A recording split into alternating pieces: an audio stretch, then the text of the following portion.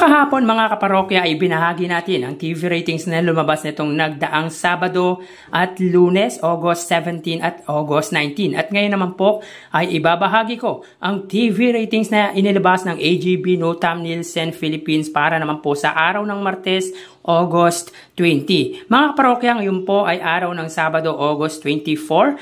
Pero bago natin talakayin yan ay of course, yung lagi kong hinihiling sa inyo na pakisubscribe ang aking YouTube channel, pakidamay nyo na din na i-follow ang aking Facebook page na Mega TV at ang aking TikTok account na Kaparokya TV. Maraming salamat!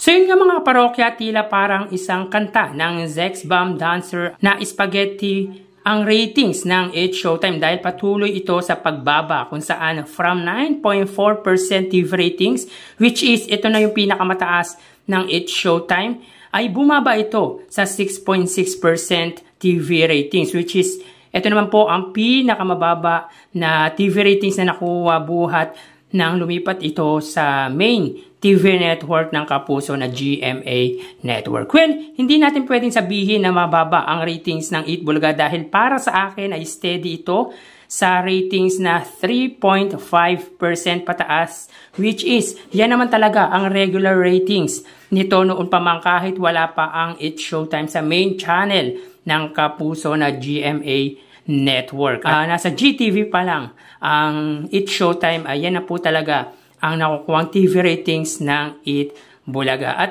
kung papansinin natin mga kaparokya na tila sa lawak at laki ng TV network ng GMA ay 1% na lang ang inilalamang nito sa TV5. Which is para sa akin ay nakababahala ito sa part ng GMA at sa It's Showtime dahil alam naman natin ang mga bentahe meron ang It's Showtime sa Eat Bulaga. Well, quick recap tayo sa TV ratings para sa nagdaang Lunes, August 19. So dito ang It's Showtime ay may 6.8% at ang Eat Bulaga naman ay may 3.9%. So kung titignan natin, ang pagitan nila ay 2.7% na lamang, which is dati ay umaabot ng 4 to 5% ang pagitan. At ang tanging 1.5% na lang ang iniangat ng GMA sa TV5. So, mapunta naman po tayo sa araw ng Martes, August 20. So, dito ang It's Showtime ay may 6.4% at ang Eat Bulaga naman ay may 3.9%. Meaning, mga parokya ay 2.5% na lang ang inilamang ng It's Showtime sa Eat Bulaga. So mga parokya, another bad news ito on the side of It's Showtime. Bakit kanyo mga parokya? Dahil ito na po ang pinakamababang TV ratings na nakuha buhat nang lumipat sila sa GMA Network. So talagang patuloy ang pagbaba ng ratings ng It's Showtime. At ang Eat Bulaga naman ay 4 consecutive days na pong nakakuha ng 3.9%, which is para sa akin is not bad. So dito mga parokya ay ito na po ang pinakamababang inilamang ng It's Showtime mula nang lumipat ito sa GMA Network. Yung 2.5% yan na po ang pinakamababang inilamang ng It's Showtime. So dito ay walang nakakuha ng TV ratings average nila na 8.4% para sa It's Showtime at 4% naman sa Eat Bulaga. Dito ang GMA ay may 4.8%, ang GTV ay may 0.8%, ang A to Z ay may 0.6%, ang Kapamilya Channel ay may 0.2% at ang All TV ay 0. So disclaimer lang mga kaparokya, para sa akin tila hindi na-meet ng mga TV station na iniirehan ng It's Showtime ang average ratings ng mga ito.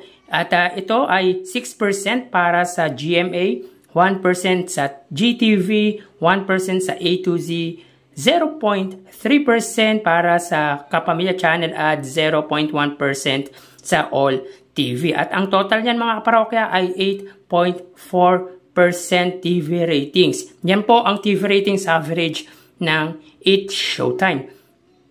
Sa panig naman po ng Eat Bulaga, ang TV5 ay may 3.5% at ang RPTV ay may 0.4%, which is kabaligtaran naman ito ng It's Showtime kung saan ang TV station ng Itbulaga ay nakuha naman nila ang TV ratings average na 3.5% sa TV5 at 0.3% sa RPTV. Yung mga parokya supposedly ay 3.8% TV ratings ang average sana ng Itbulaga, pero nag-stick tayo sa 4% average nito. Sa mga bagong naka-tune in sa aking YouTube channel, disclaimer lang po, may barrier po akong inilalagay, or let's say TV ratings average po akong inilalagay dahil sa mga advantages ng It's Showtime sa Itbulaga.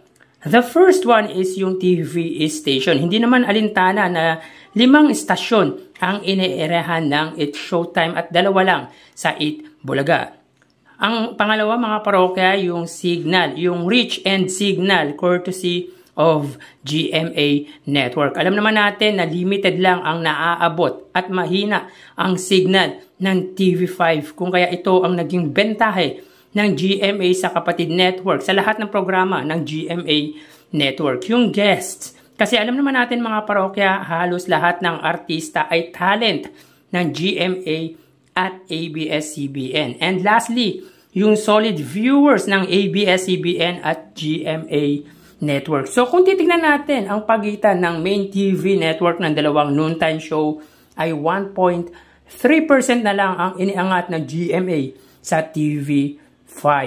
So ito na po ang pinakamababang inilamang ng GMA sa TV5 at ito na rin po ang pinakadikit sa TV5.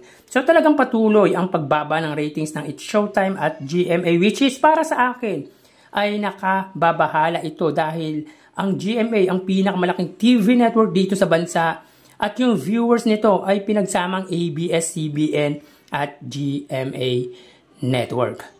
So tara ating alamin ang online viewership ng dalawang bigating noontime show. Para sa Itbulaga, under TVJ Facebook page na may 2.5 million followers at sa It's Showtime naman may 18 million followers.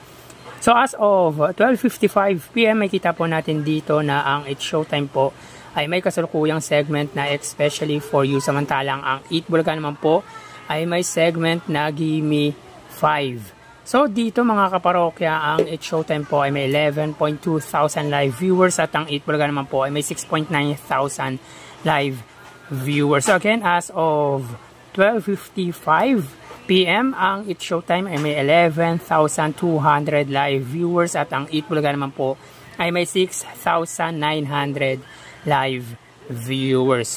So mapunta naman po tayo sa TV Network YouTube channel at unahin po natin ang Itbulaga.